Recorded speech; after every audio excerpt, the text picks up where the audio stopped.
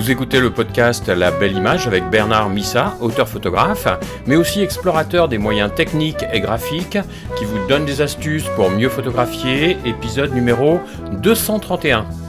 Bienvenue dans La Belle Image, où l'on parle de l'impact de vos images, de techniques pour bien composer et de connaissances de l'appareil photo. Et voici aujourd'hui ce que j'intitule la narration visuelle.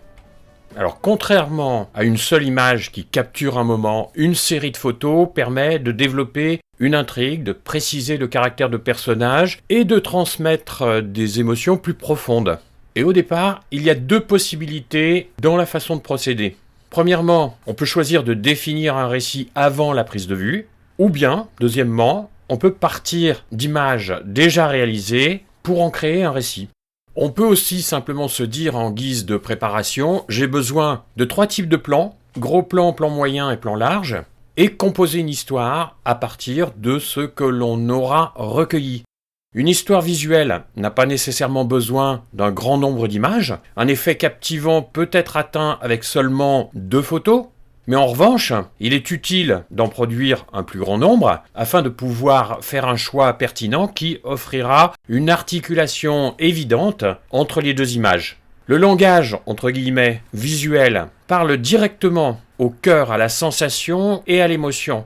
Et les repères ne sont plus ceux du langage verbal. Par conséquent, c'est par la composition, par le rythme, par les liens entre les images que nous allons pouvoir agir.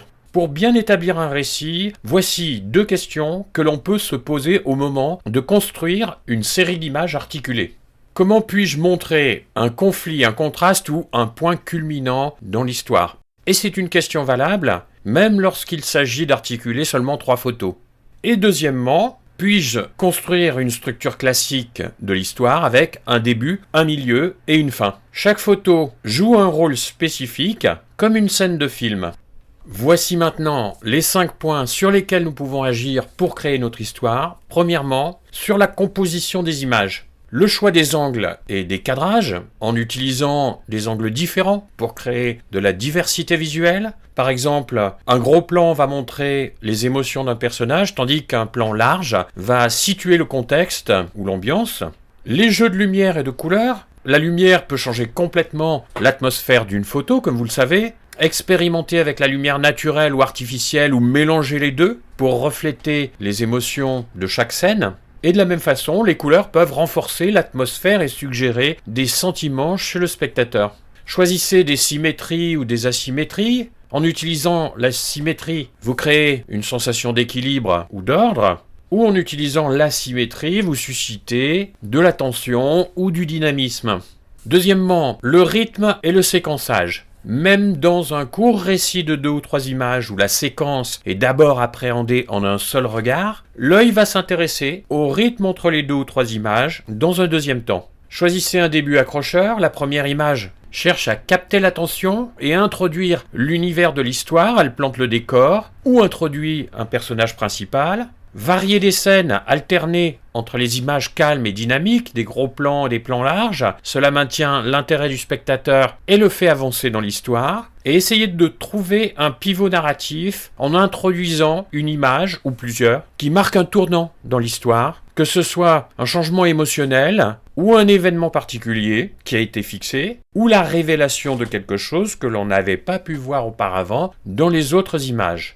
Troisièmement, créer des liens entre les images, des transitions visuelles pour que la série d'images soit fluide. En créant des transitions visuelles subtiles entre les photos, nous faisons des liens entre elles. Cela peut être fait en utilisant des couleurs similaires, des lignes de composition qui se prolongent d'une image à l'autre, ou des objets ou des personnages que l'on retrouve. Utilisez des motifs et des symboles, vous répétez certains éléments visuels tout au long de la série pour créer une continuité et un thème récurrent. Ou vous utilisez ce qu'on pourrait appeler une harmonie thématique en vous assurant que toutes les photos partagent un thème commun et se renforcent mutuellement. Même si chaque image est unique, il est important de faire contribuer chacune à l'histoire globale. Quatrièmement, émotion et imagination. Il y a deux aspects dont on peut tenir compte. D'une part, engager émotionnellement le spectateur et d'autre part, stimuler son imagination. Alors pour le premier point, les images cherchent à évoquer des émotions, qu'il s'agisse de joie, de tristesse, de suspense ou de réflexion. Vous capturez des moments qui résonnent émotionnellement et laissent place à l'interprétation. Et en ce qui concerne la stimulation de l'imagination, tout ce qui n'a pas été photographié va laisser une interrogation chez le spectateur et en laissant des aspects dans l'ombre, des détails non expliqués, vont inciter à imaginer ce qui pourrait se passer entre les scènes. Et enfin, la conclusion de l'histoire, essayez de trouver un final mémorable. La dernière image de la série devrait offrir une conclusion satisfaisante ou intrigante, laissant le spectateur avec un sentiment d'accomplissement ou de réflexion. Ou bien, d'ouverture sur une suite, vous pouvez aussi terminer sur une note ouverte, laissant la possibilité d'une continuation de l'histoire, ce qui peut rendre la série aussi très engageante.